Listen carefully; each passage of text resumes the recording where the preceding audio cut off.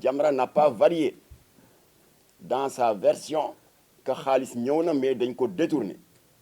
te jox naa leen ay preuves léegi nag rappelé naa leen ni guerre bi mu amee contingent bi toog di jàmbaar yi jóguñu rek ci seen coobare bopp dem fa déedéet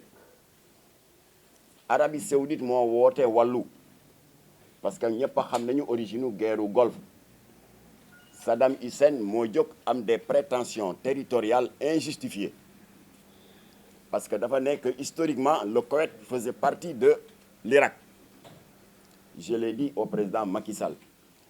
ndax nous Sénégalais nous sommes fiers d'avoir une des armées les plus respectées waxuma en Afrique de mais dans le monde kon c'est une armée qui est respectée dans le monde. Arabie Saoudite moo leen woo ñoom ñu daal di dem 495 ne cëpp Arabie Saoudite mission bi nag mu ngi waroon durer 6 mois mu ngi tàmbali novembre 90 war a jeex mars 91 1 million 800 000 barils par jour ñii sénégalais yi ñoo ko défendre ba rëccul ci loxo Arabie Saoudite kon ay jàmbaar lañu ku leen gërëmul nga war leen a bàyyeeg la ñu moom waaye gërëmoo leen lañ leen jox nga détourné ko wow xol fa la mën a weesu léegi nag yàlla bi nga xam ne dara tewu ko ba ma expliqué ñi ma lim léegi ci pouvoir Macky Sall ministre des forces armées Augustin Tine maître Oumar Youm président directeur de cabinet ak premier ministre li ma wax dégg nañ ko bu baax a baax waaye nag ñoom dañ ma poser une question nee nañ ma dégg nañu ne il est vrai que ñun nekkuñu woon au pouvoir ñun régime Macky Sall waaye dégg nañu ne am na as tuut suñu leen joxoon ma ne ko waaw ba ñu ñibbisee après guerre bi jox nañu leen 1 million par survivant 1 million 42 000 par veuve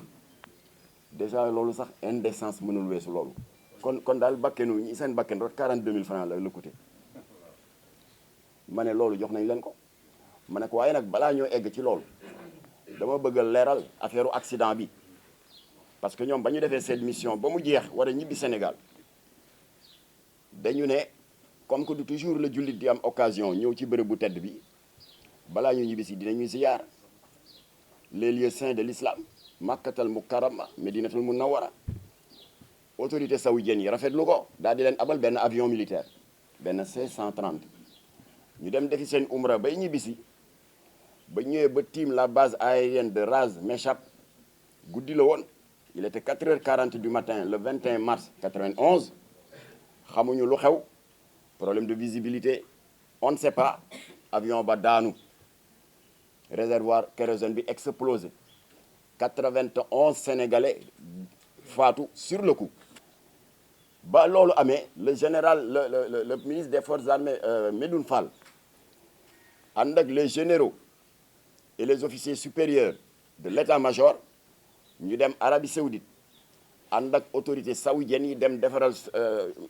jàmbaar yi dëj bu rafet ba tabaxal nañ ba sax benn mausolée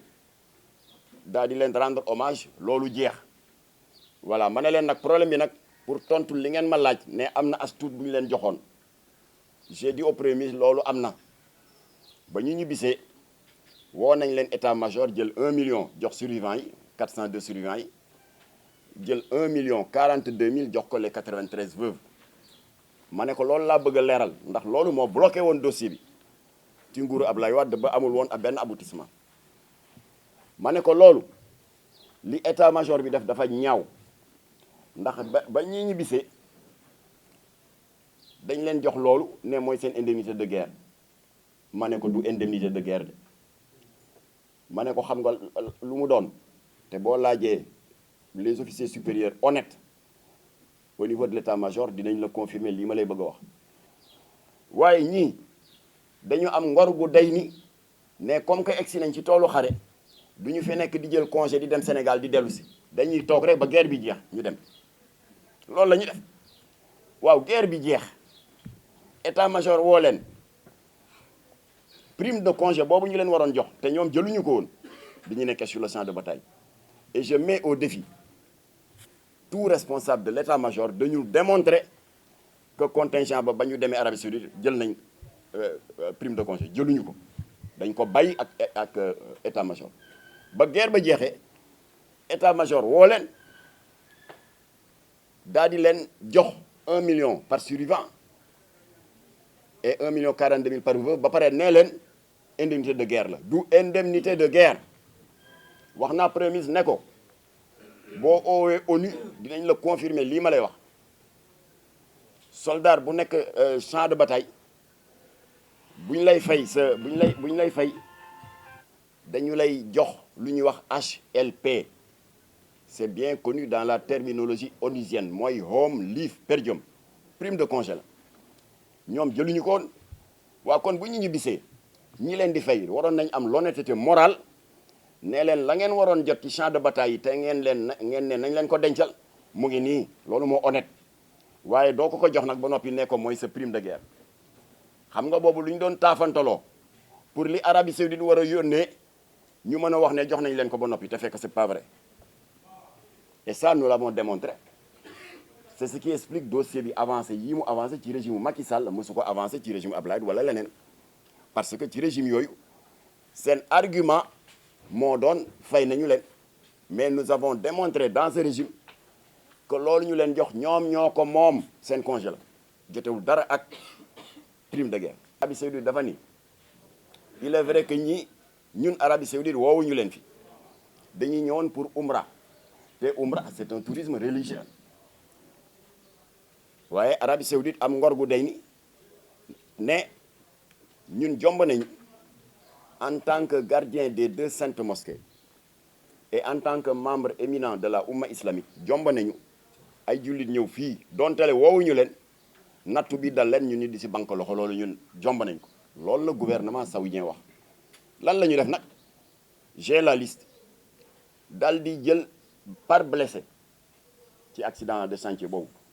ku ne ñu jox la 500 000 rial ci suñu xaalis fii ñaata la léegi par mort ñu jox la 1 million de rial muy ñaata 170 millions de francs CFA. Arabie Saoudite dana def loolu pour koo xam ne da doon doxantu rek la nga daanu gaañ la ba pare ka nga xam ne moom moo ko woo mu tuur deretam mu naan ko am 1 million yi et 1 million 42 000 par veuve loolu yenuwul maanaam tournement am na ba loolu amee nag président Macky Sall daal di dugg ci mbir mi sa ëllëg sa Macky Sall woo ma et je l'en remercie parce qu'il n'était pas obligé de le faire amul benn chef d'état bu ci dossier bi bu ci mëcoo woote amul Macky Sall li mu ci def nañ ko waxal rek bu ci deful woon dara ndax ñun kenn nenuñu ñun waa Jamra bu ci deful woon dara fii laay taxaw ne Macky Sall defu ci tous waaye woo na ma téléphone exprimer ma sensibilité am ci dossier bi yeesalaat ma ni que wax dëgg yàlla moom fekku ko fi woon ma tooñ ko sax ne ko yow de wax dëgg yàlla booba yaa ngi woon lycée en 91 wala boog université di jàng waaye ñu ngi rafetlu yërmande bi nga dawal ci dossier bi léegi lu ñuy def mu ne ma foog ñu toog waxtaan ci waaw ndax man et je le comprends qu'il soit prudent parce que fekk ko fi te ñi def njombeli ce sont ses alliés dans Benno Bokk Yaakaar ñu nga toog moo tax je comprends un peu tey gi mu tey ci dossier bi mu ne waaw on va se reparler loolu laa wax ak Macky Sall après la marche qui a déclenché c'est la réaction de Macky Sall ñu toog ba ma wax ni que dinañ contacter ndeyu mbili gi ñaari ndeyu mbili gi Koweït ak Arabie Saoudite et je le dis dans la presse Koweït def naa li ma war a def parce que def nañ journée de prière defe naa mars la woon ambassadeur u Koweït daal di ñu yebal son excellence Amadou Wade le chef du protocole l'ambassade du Koweït parce que ñi Koweït lañ doon défendre ak Arabie Saoudite kon ñoom waruñu toog rek croiser les bras nit bu la walloo ba loru kay war nga seet noo def Amadou Wade ñëw ma présenté ko soldats yëpp ci journée de prière bi grande mosquée ba ñu paree mu ne ma ambassadeur bi nee na nga yónnee ko tout le dossier des anciens combattants fi nga jaar ak état bi yëpp nga jox leen ko jox naa ko ko ñu toogati ma wax ci presse bi ne danaa seeti ambassadeur Arabie Saoudite bi ko Macky Sall yëgee mu woo ma bi yoon du téléphone de woo il a pris beaucoup de notes parce que agenda bi mu yoroon li may wax yëpp mu ngi bind rek voilà ma ne ko kon nag yaay le chef suprême des armées jàmbaar yi ci yow lañu yaakaar yaa leen njaboote yéen ñoom ñëpp du woon ci yow nag beneen régime la fi fekkoon te maa ngi ko doon taquiner sax ne ko y a un des anciens combattants illettré bu ma nee Jamra dama dégg ci dossier bi tout le temps yéen a ngi waxi continuité de l'État lan mooy continuité de l'État ma ne ko continuité de l'État mooy Abdou Diouf bi mu fiy jógee bor yi mu fi bàyyi boru Ablaye Wade la Ablaye Wade ba mu fiy jógee bor yi mu fi bàyyi ak bor ya fa Abdou Diouf bàyyi ñaar yëpp boru Macky Sall am na ñoo xam ne ba ñu muccee foofa ba ñu ñëwee nattu yàlla dal leen waaw loolu yëpp am ci Arabie Saoudite am lu mu yëkk ci joxe Nations Unies am lu mu yëkk ci joxe nga am xol bu wow bu day ni coppati benn sagaru million jox leen ne la mooy seen unité de guerre wow xol fa la mën a yem te suñu borom li wax ci téeram yu tedd yi muy alxuraanul karim wala injiil ci wàllu jirim orphelin ak jatour veuve ku ko dégg war ngaa delloo sa xel ci yàlla ndax nee na ñooñu man maa leen njaboote ku amul dërëm boo leen jox pour dimbale leen ko nga bàyyi leen ak seen wecce alors bref léegi looloo taxoon Arabie Saoudite daal di dawal yërmande kon Ablaye Diouf dana ko jox liste bi après moom dana wax ndimbal bi mu leen di jox waaye ndimbal loolu ça n'a rien à voir ak la ngeen moom te ay saay-saay bloqué ko kooku moom moo leen koy dimbale à titre personnel xaw ma nag ban xeetu ndimbal lay doon